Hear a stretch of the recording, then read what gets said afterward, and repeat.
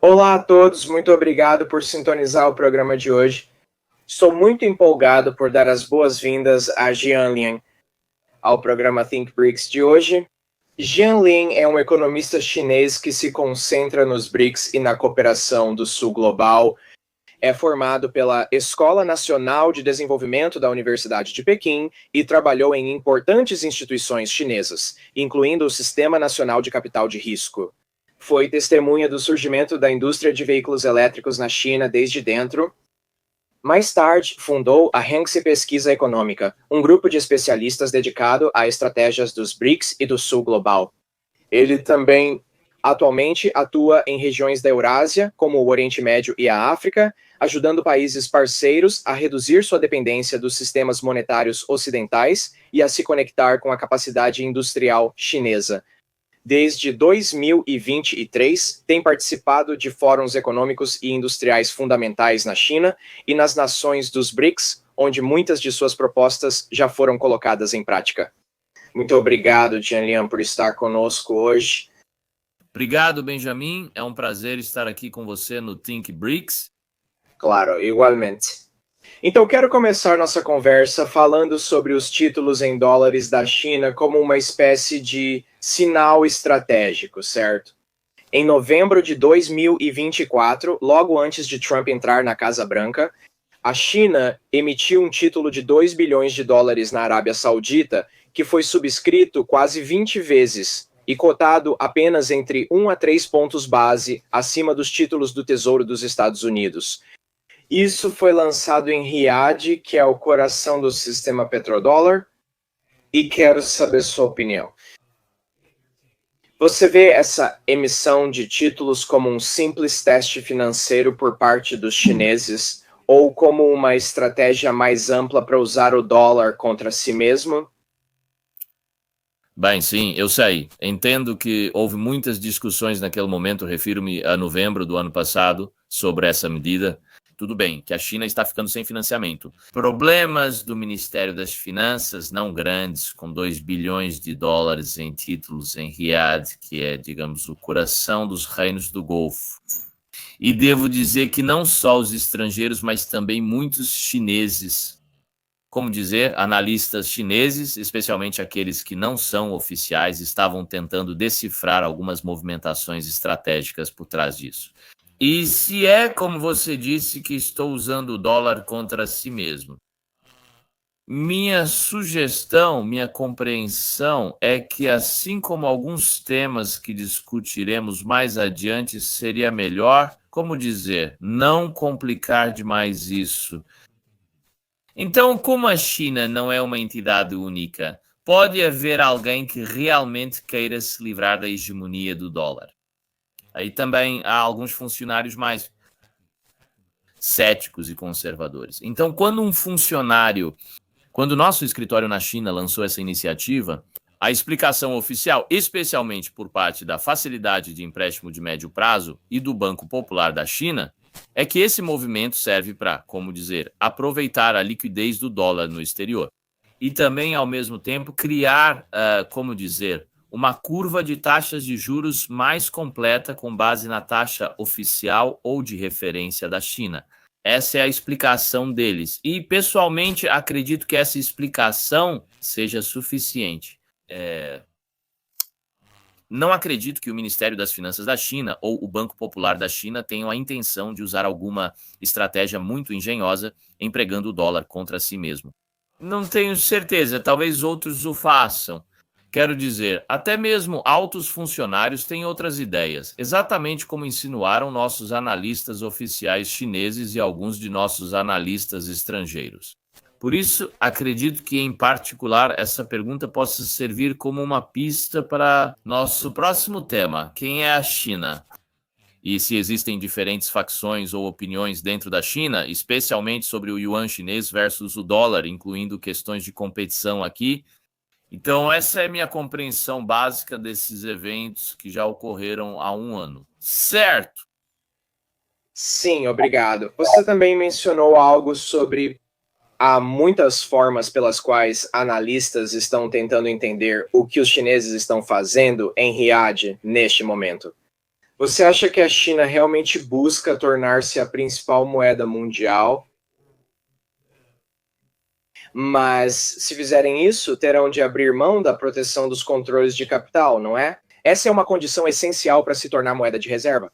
Ou será que preferem construir uma independência financeira suficiente para que o yuan se torne uma alternativa forte, capaz de proteger a China da pressão financeira dos Estados Unidos?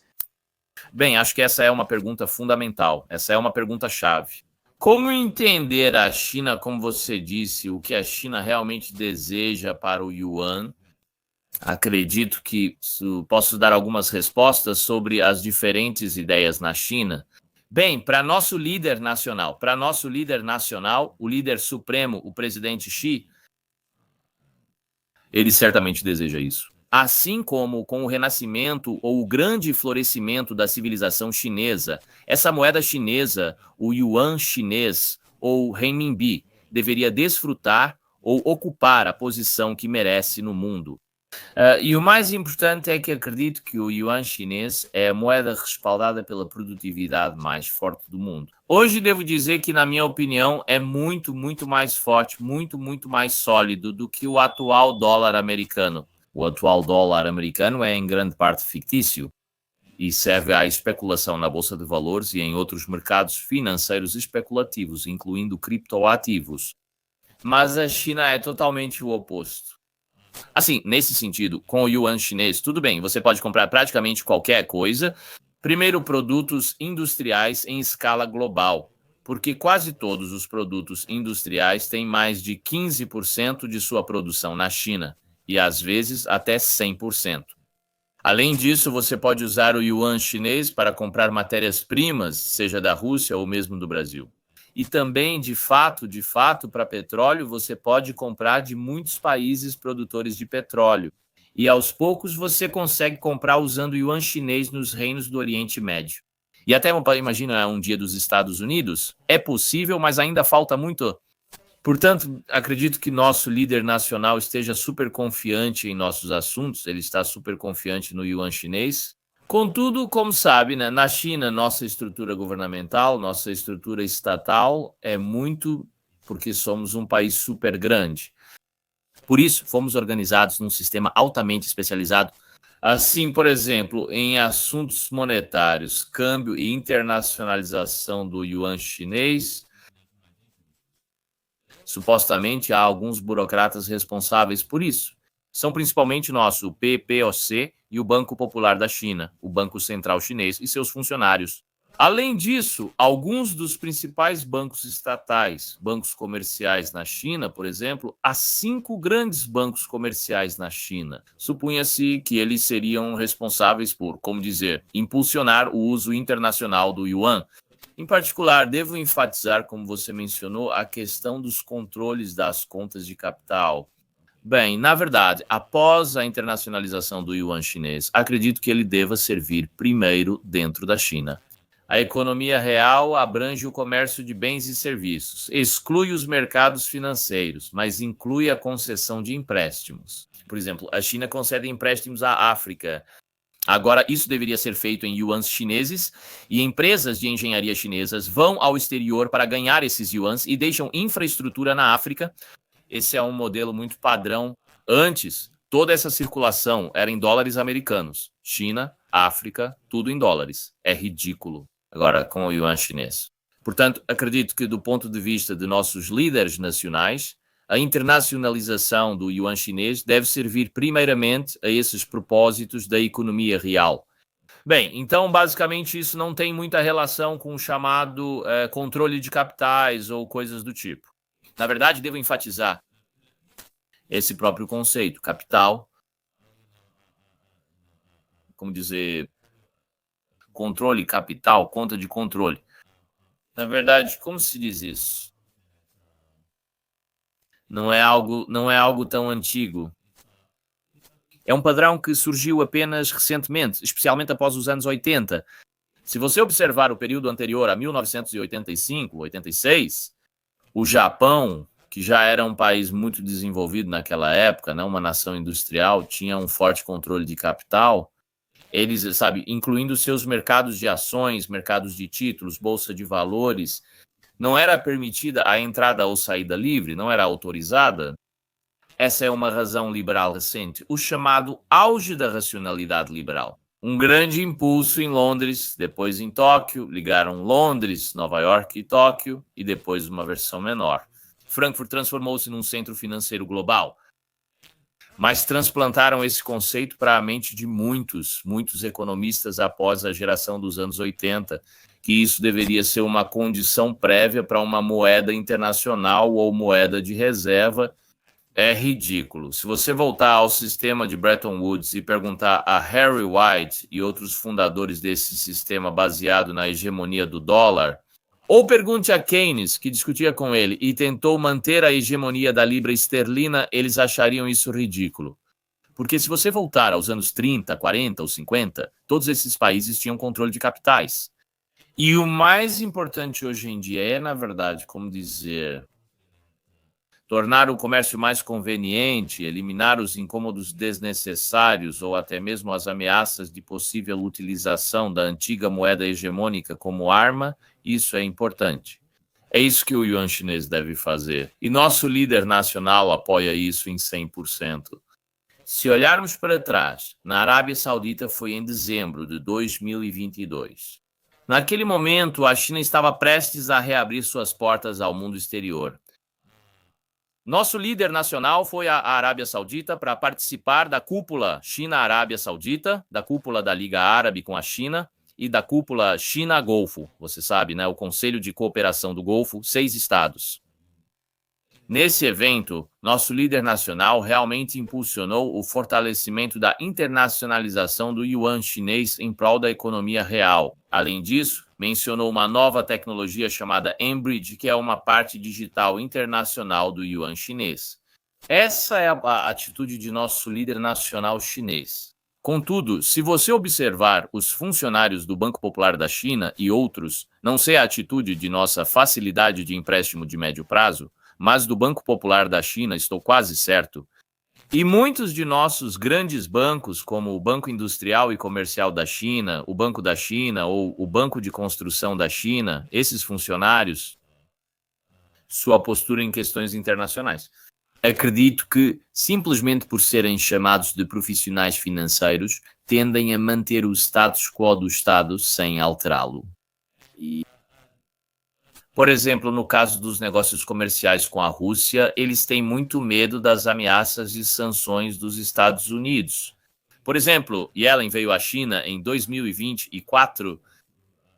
Sim, 2024, no início de 2024, para advertir o Banco Popular da China e orientar bancos estatais e menores, incluindo um já acostumado, muito ativo no prestando serviços de pagamento para os russos, em 2023. Depois, esses bancos gigantescos já começaram a evitar lidar com a Rússia em questões de pagamentos e certamente proibiram transações em yuans chineses com eles. O banco menor, antes muito ativo, agora também teve de parar. Então, em 2024, parece que por um momento a ameaça de sanções dos Estados Unidos realmente funcionou. Portanto, devo dizer que esse exemplo, né, apenas para, dar uma ideia do que há no coração dessas pessoas, do que estão pensando. Então, na verdade, conheço alguns desses funcionários, incluindo conversas com representantes dos BRICS. Você mencionou o economista brasileiro Paulo, ele também fez uma conferência conosco sobre esse assunto. Assim, apenas nessa confiança, há um instituto oficial de nível muito alto, políticos, economistas de banco. Felizmente, ele já se aposentou, mas sua postura reflete a atitude dessa classe de funcionários. Basicamente, poderia resumir dizendo que eles têm muito pouca confiança na própria nação. Assim, a geração mais antiga, refiro-me à geração muito antiga de economistas e banqueiros, costuma ser menos confiante e a nova geração também é muito menos confiante do que a anterior. Refiro-me ao presidente Xi Jinping. Essa foi, portanto, uma conferência interna confidencial na China sobre como lidar com o nosso yuan. Minha postura, e acredito que também a do nosso líder nacional, é muito clara. É agora o momento. E não usem os critérios de 20 anos atrás, por exemplo, em 2005 ou 2027, que na verdade foi o auge da globalização. Naquele momento, esses banqueiros, refiro-me aos da velha geração, tentaram e agiram. Na verdade, eram como inventores ou certos mecânicos chineses daquela época. Sentiam que era muito difícil impulsionar isso porque o mundo já estava acostumado e adaptado ao dólar. Por isso achavam que qualquer mecanismo de circulação seria muito caro de implementar, mas isso é coisa do passado. Você não deveria pensar que hoje, ao oferecer yuans, ainda os rejeitem. Não, basta observar os países africanos. Talvez você tenha notado que o Quênia pediu para se tornar o que a China costumava ser. Muito importante na renegociação da dívida, converteu de dólares americanos para yuans chineses. E, portanto, pôde reduzir a taxa de juros, pois hoje a taxa de juros do yuan chinês é muito mais baixa do que a do dólar americano. Assim, a China demonstrou isso. E como você disse, o Quênia é muito inteligente. Foi o primeiro a realizar uma visita oficial de Estado, seu presidente William Ruto foi à China. E depois de 4 meses, seu Ministério das Finanças... Sim, o Ministério das Finanças impulsionou essa proposta e ela foi aprovada, eu acredito que em apenas 1 mês, mais ou menos, e tudo foi resolvido. Assim, o Quênia entrou com a China num período do yuan chinês, em vez de permanecer no período do dólar americano, que sofre com a escassez de dólares.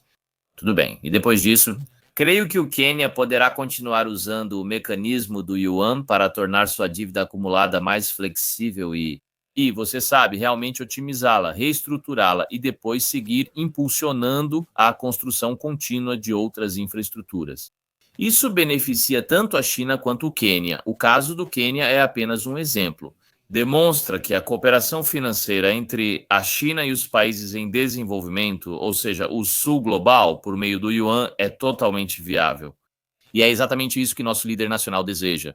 Contudo, devo dizer que essa solução de ganha-ganha não foi idealizada por funcionários do Banco Popular da China. Por exemplo, outros funcionários de bancos políticos na China representam um problema. E conheço algumas razões por trás disso, incluindo a postura pró-Ocidente de funcionários do Banco Popular da China, mas há também outras razões. Por isso acredito que seja hora de impulsionar o mecanismo do yuan no sul global. Sim, obrigado por isso. E acredito que à medida que a China intensifica cada vez mais a internacionalização do renminbi por meio da iniciativa do Cinturão e Rota e outros projetos, ainda se observa que a China detém centenas de bilhões de dólares em títulos do Tesouro dos Estados Unidos, o que, pode-se dizer, é tanto uma vantagem quanto uma ferramenta de negociação nas conversas em curso com os Estados Unidos. Mas ter tantos dólares os torna mais vulneráveis a qualquer tipo de, você sabe, sanções financeiras, riscos ou algo semelhante. Então, na sua visão, como os responsáveis pela política chinesa equilibram o risco de se tornarem reféns desses ativos em dólares frente ao seu valor como ferramenta estratégica? E quais cenários você realmente consideraria plausíveis caso o uso do dólar americano e de seus sistemas como arma se intensificasse? Sim, esse é um tema importante entre os chineses, como dizer, sobre esse mecanismo monetário no âmbito internacional. Bem, devo dizer que as chamadas reservas em dólares, na verdade, há diferentes medidas. Entre as reservas cambiais da China, predominantemente em dólares, 77% estão nessa moeda. Contudo, dentre essas reservas em dólares, a China detém, se não me engano, cerca de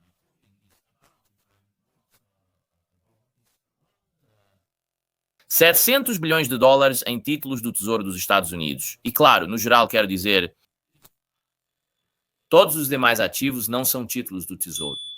No total, quero dizer, você imagina que os ativos em dólares somam aproximadamente 3 trilhões.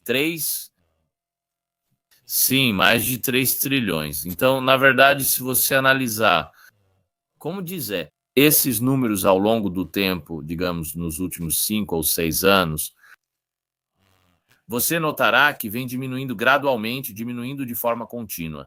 E acredito que isso reflita as atitudes e as diretrizes principais do líder nacional. Nosso líder nacional certamente sabe disso, como você sabe. Nosso objetivo final é que a China realmente se levante, como faz hoje, e possa, com propriedade, afirmar ser uma superpotência. Bem, devo dizer que há 10 anos, se você dissesse que a China é uma superpotência, muitos chineses se oporiam a isso. Mas hoje, a China não tem medo de afirmá-lo. Se você é um país superpotência e tem seu próprio sistema, então também deveria ter seu próprio sistema monetário independente. Por isso, seu sistema monetário não deve depender de moedas estrangeiras. Quero dizer, o mecanismo de emissão da sua moeda não deveria depender do que você recebe como superávit de exportações ou de balança comercial em moeda estrangeira. Talvez você receba a moeda de outra pessoa e emita um yuan chinês correspondente ao antigo detentor dessa moeda estrangeira. Não, você deveria substituir esse mecanismo externo por um mecanismo interno baseado em títulos, até mesmo algo como o sistema Malikani. Embora nosso sistema de títulos esteja muito mais ligado a ativos físicos. Tudo bem. Assim, quanto ao restante, devo dizer, em relação aos dólares remanescentes que temos em nossas mãos, especialmente os títulos emitidos pelo governo dos Estados Unidos, creio que a postura é muito clara. Eles vêm sendo reduzidos gradualmente e também sabemos os riscos de manter essas enormes quantidades em dólares. É igual ao que aconteceu com a Rússia. Portanto, acredito que a guerra entre Rússia e Ucrânia deu aos chineses, desde nosso líder nacional até altos funcionários e o povo comum, uma lição clara do que pode acontecer se você depender do valor financeiro de outros ícones. Tudo bem, isso é apenas papel, na verdade nem sequer é papel. De fato, para muitos deles, é apenas um número em algumas contas na contabilidade. Bem, então poderia ser congelado ou desaparecer da noite para o dia. Então, como a China pode confiar nisso? Embora, se realmente desaparecer, devo dizer que a China é uma potência industrial super forte, então não nos afetaria muito.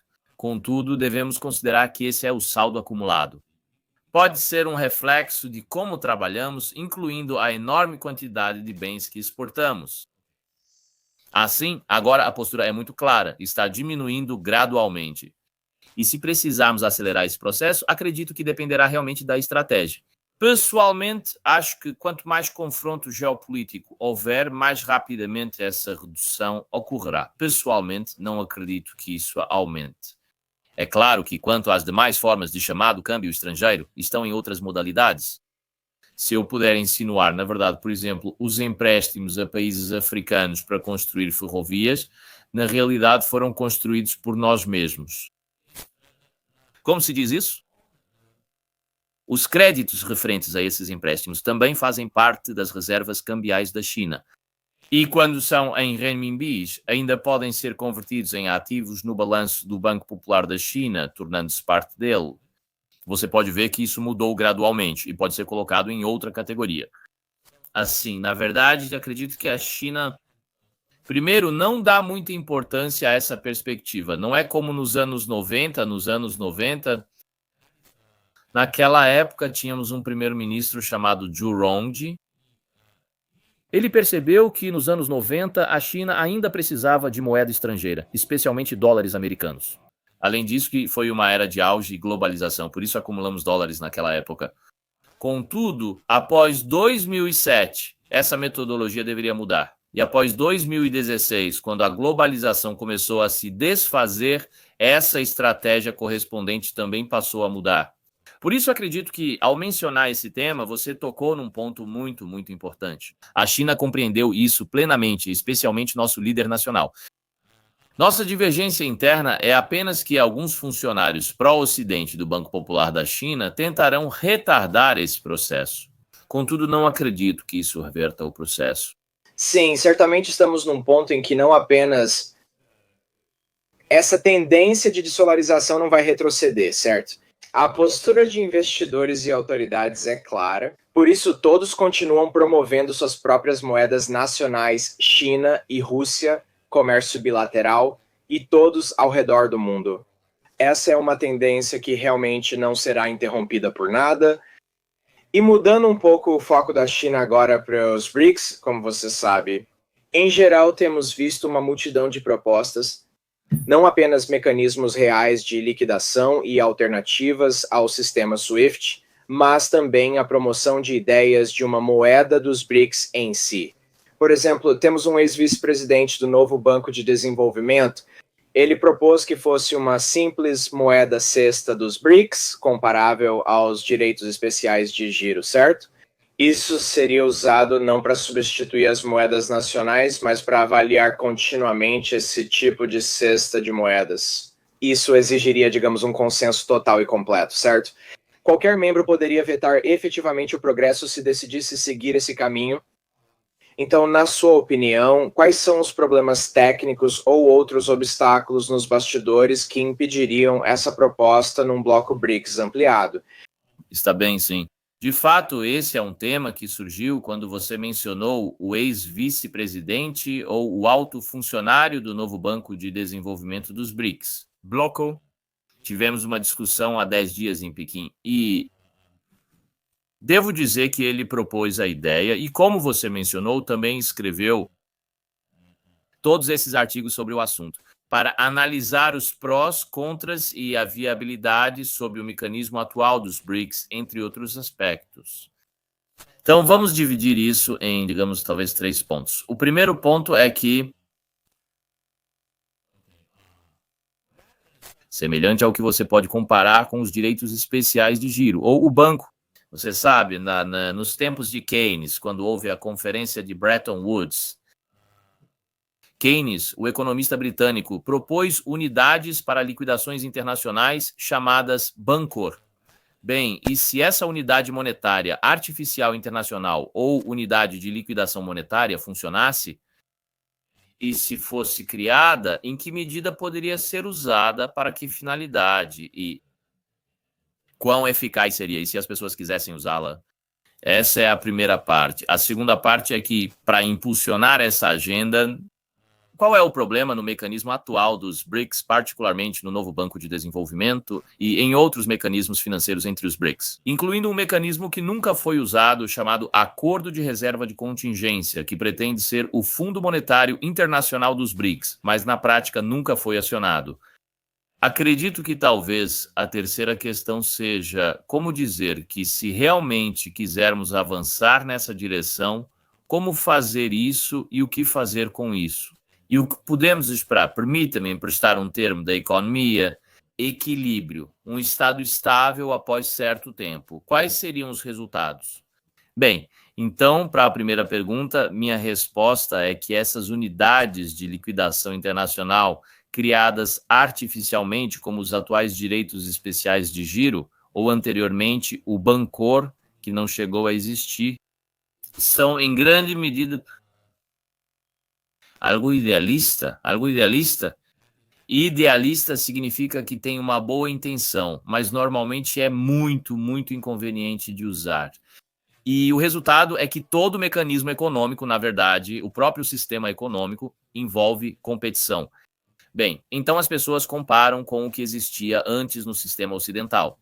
Dólares, ou outrora o Deutsche Mark e o Deutsche Bank, frente aos direitos especiais de giro, o que é mais conveniente. E mesmo se você quiser levantar algum capital, emitir títulos denominados em direitos especiais de giro, em dólares ou em moeda europeia, minha resposta é muito clara. O mecanismo menos idealista está em desvantagem natural em relação aos títulos convencionais. Talvez para essas moedas, a posição de detenção possa servir a algum tipo de liquidação internacional. Quer dizer que, num nível muito macro, para tentar conter possíveis desequilíbrios, poderia ser introduzido. E também, de um ponto de vista muito prático, do lado da cooperação dos BRICS. Bem, então, se você inventou algo tão artificial como dizer, como uma unidade monetária composta por uma cesta, qual seria a taxa de juros correspondente? Por exemplo, ao ajustar desequilíbrios internacionais, o país com déficit precisaria pedir emprestado um montante denominado nessa moeda artificial. Assim, haveria uma taxa de juros definida manualmente. Qual seria essa taxa? E com base na situação atual dos países BRICS, exceto a China, cuja taxa de juros é muito baixa, por exemplo, o próprio novo Banco de Desenvolvimento poderia emitir títulos em yuans chineses com taxa de juros inferior a 2%. Contudo, se você observar os rublos, se observar os reais brasileiros, a moeda sul-africana, rands e rúpias indianas costumam ter taxas de juros superiores a 10%, certo? Na Rússia era 20 a 21%, agora caiu, mas ainda está acima de 10%. Então, por que não? Apenas digo que, do ponto de vista de um agente racional, devemos admitir que cada país é um agente econômico, é um agente racional. Totalmente.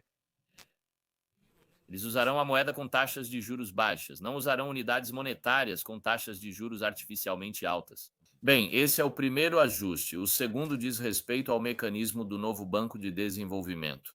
Porque o novo Banco de Desenvolvimento é a única instituição que ainda existe e opera diariamente sob o mecanismo dos BRICS. Sem o novo Banco de Desenvolvimento, os BRICS seriam apenas um mecanismo de cúpulas, uma conferência após outra. Está bem, acabou. Devo dizer que alguns de meus contatos em governos internacionais, ou seja, em certos países, no governo ou entre amigos, me dizem que os BRICS parecem turismo patrocinado pelo governo. Se não se consegue nada, é como uma conferência de conferências, tudo bem? Assim, o novo Banco de Desenvolvimento é, portanto, um mecanismo muito valioso, uma instituição que existe todos os dias. Contudo, como mencionou nosso amigo Paulo, o chamado mecanismo de consenso torna seu funcionamento quase impossível. Sim, esses são problemas muito, muito práticos. Devo dizer que a resposta é muito simples. Primeiro, você precisa alterar os artigos que regem isso para mudar a regra do consenso. Em particular, posso lhe dizer que normalmente a Índia bloqueia muitas iniciativas dentro dos BRICS porque acha que precisa manter uma posição especulativa entre os BRICS, seu mecanismo, e os Estados Unidos. Embora este ano, a Índia tenha sido duramente atingida pelos Estados Unidos. Talvez isso a tenha feito reconsiderar um pouco, mas normalmente a Índia sempre impede o mecanismo de funcionar. Dessa forma, sugiro que talvez se possa criar algum mecanismo subsidiário, uma instituição filial, e transferir muitas operações para essa entidade subsidiária. E como a entidade subsidiária deve seguir ordens de execução, não um mecanismo de consenso. Porque, como você disse, a União Europeia ela está paralisada, né, já que países grandes e pequenos, Alemanha e Estônia, por exemplo, precisam votar sobre a mesma questão, tornando esse mecanismo completamente inoperante. Tudo bem, deixe-me dizer que mesmo se for uma instituição dos BRICS, como o novo Banco de Desenvolvimento, que queira impulsionar algo, por exemplo, uma moeda base dos BRICS, quando converso com o Paulo, minha sugestão é muito simples. Primeiro, especialmente considerando que, como você sabe, os camaradas brasileiros de esquerda, tudo bem, pois Paulo pertence à esquerda brasileira. Eles estão muito interessados nesse tema. Então, basta designar o novo Banco de Desenvolvimento como emissor de fato dessas unidades. Tudo bem, vocês, do novo Banco de Desenvolvimento, façam isso. Se o próprio novo Banco de Desenvolvimento não puder emitir essa unidade monetária, por causa do mecanismo de consenso, muito simples. Criem uma subsidiária e transformem-na numa entidade emissora da versão BRICS dessa unidade monetária artificial, os direitos especiais de giro. E com isso você pode testar experimentalmente se funciona. Se, após 2 ou 3 anos, perceberem que não funciona, tudo bem, deixem-no como os direitos especiais de giro, que hoje são um instrumento esquecido. Tudo bem, e se funcionar que sirva a determinada função, está ótimo. Isso, na verdade, já expressa minha opinião sobre a solução para a total falta de funcionalidade do atual novo Banco de Desenvolvimento. Devo dizer que não funcional. Deveria dizer que, depois, como você sabe, a terceira presidente a assumir o cargo foi Dilma Rousseff, ex-presidenta do Brasil. Vemos muitas operações hipotéticas do novo Banco de Desenvolvimento, especialmente na chamada emissão de títulos em yuanes chineses. Bem, isso é captação de recursos e muitos desses títulos são em yuans chineses. Agora, né, o que precisamos ver é como operacionalizar esse dinheiro para conceder empréstimos de forma inteligente ou investir em projetos estratégicos e importantes. Atualmente, isso ainda não aconteceu. Ainda observamos investimentos em alguns projetos medíocres e o armazenamento de pequenas quantias. Como você sabe, continuamos aguardando a reforma e a transformação do novo Banco de Desenvolvimento. Essa é minha opinião, sim. Não, isso é tudo. É muito interessante. Estou apenas refletindo, pois há muitas reformas institucionais, certo? Não apenas o que estamos vendo, ambas as coisas são necessárias, tanto do lado dos BRICS para lidar com um bloco mais amplo, quanto o que observamos com a utilização como arma dessas instituições ocidentais, claramente tendenciosas aos interesses políticos do Ocidente. E uma das coisas que temos destacado é o sistema de classificação de crédito, frequentemente usado por agências como a Moody's e outras.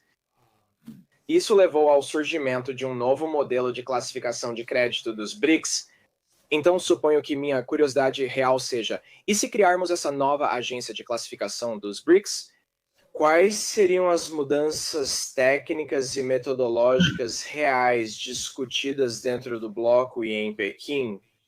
E como esses diferentes indicadores de risco captariam melhor as forças, mas também as vulnerabilidades das economias em desenvolvimento que adotarem esse novo quadro?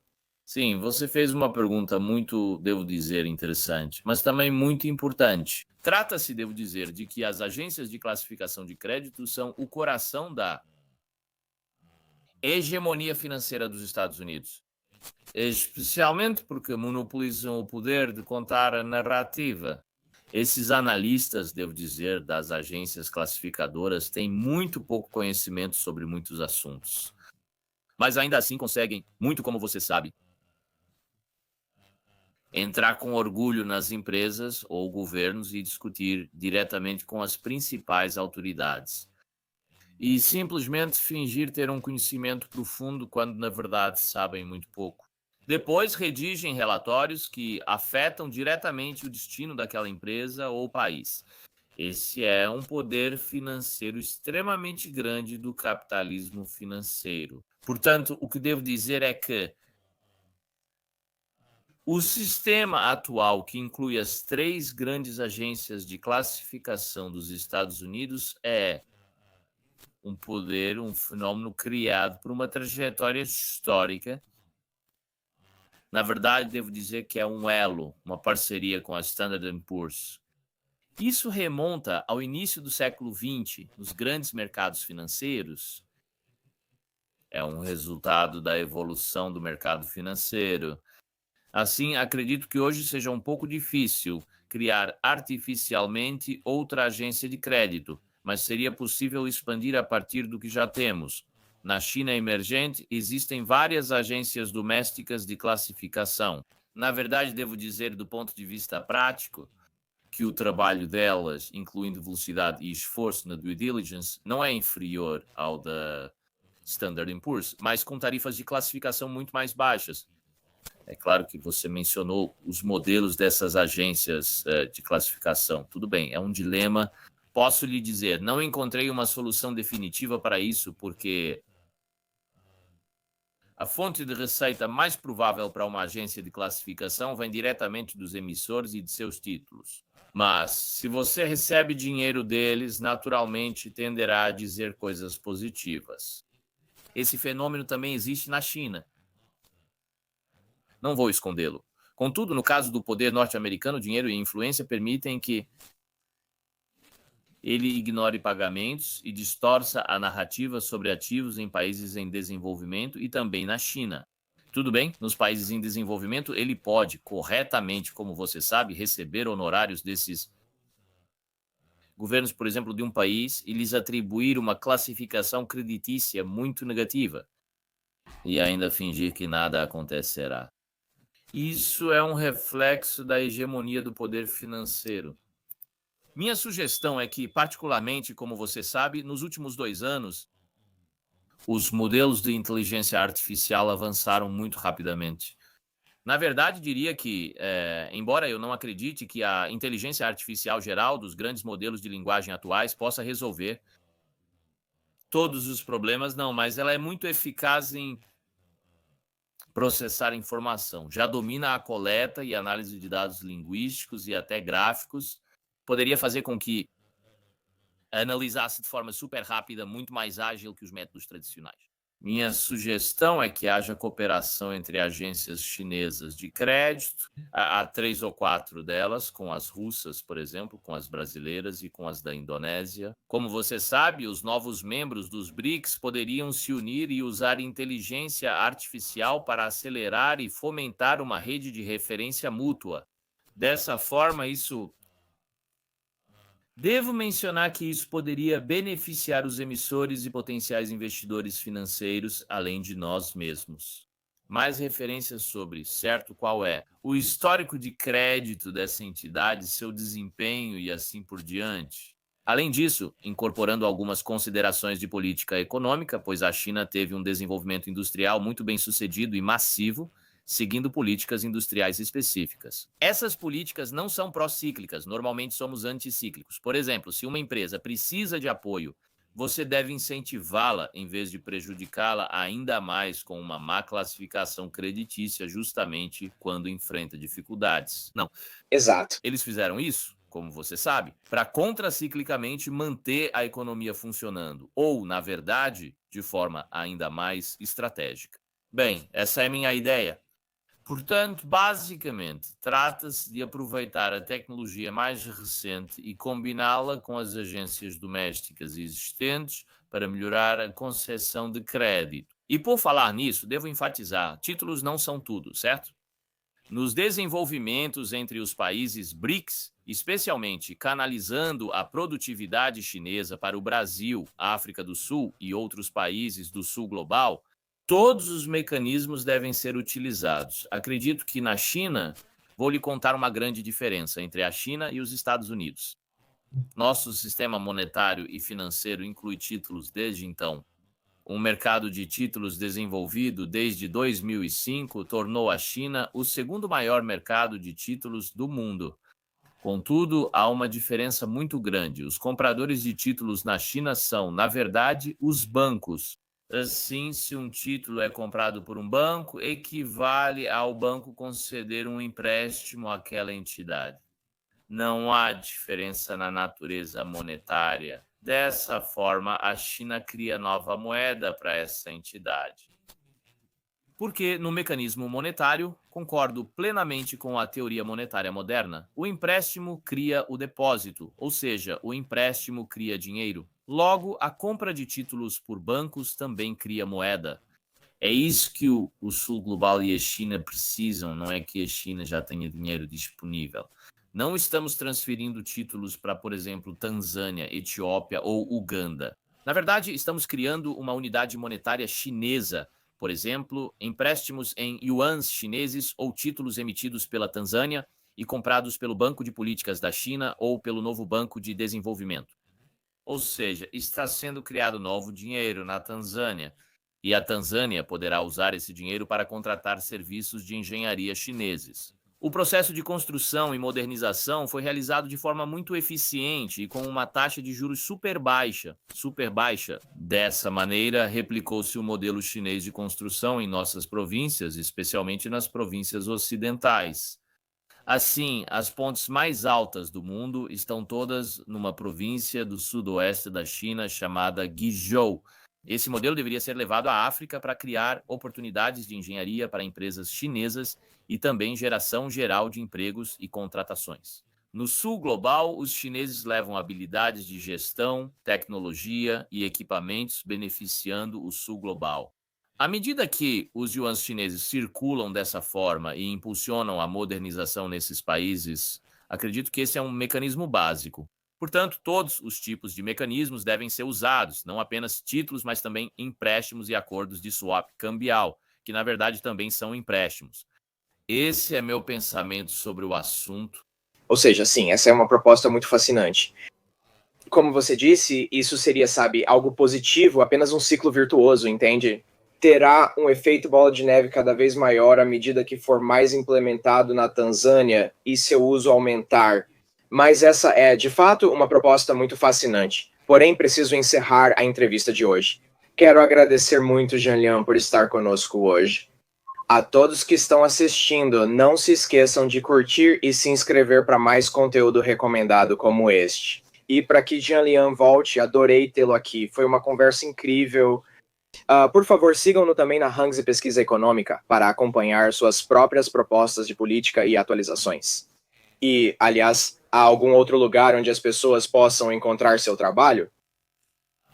Na verdade, se buscarem meu nome e Hanesse, tudo bem, é H-E-N-E-C-E. Poderão ver muitos dos meus conteúdos, incluindo vídeos. Alguns desses vídeos são de conferências realizadas na Rússia, pois faço sugestões em eventos deles sobre diversos temas econômicos. Cheguei até a conversar com autoridades dizendo que se a Rússia deseja um desenvolvimento rápido, que mecanismos poderia aprender com a China. Portanto, você pode encontrar isso no YouTube, há versões originais em inglês ou traduções para o russo. Então sim, deem uma olhada, sim. Incrível. Por favor, não deixem de assistir e compartilhar suas opiniões. Foi uma discussão fascinante. Sei que eu mesmo vou assistir assim que terminar esta conversa.